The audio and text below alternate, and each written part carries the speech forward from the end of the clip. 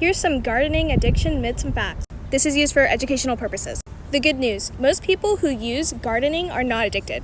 However, it's a misconception that a person cannot be addicted to gardening.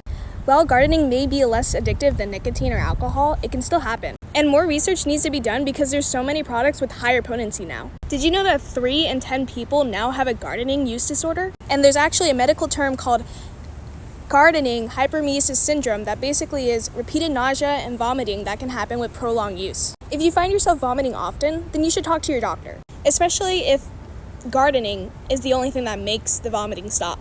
The earlier people use drugs, the greater their risk is. 9 out of 10 people who struggle with addiction start when they're teens. We're not saying that you should stop completely, but we're just saying that you should keep in mind what you're putting into your body. This is all for educational purposes, and the information comes from Kaiser. And if you know someone that struggles with addiction, maybe call this hotline. We are Bounce Back Generation, a nonprofit organization.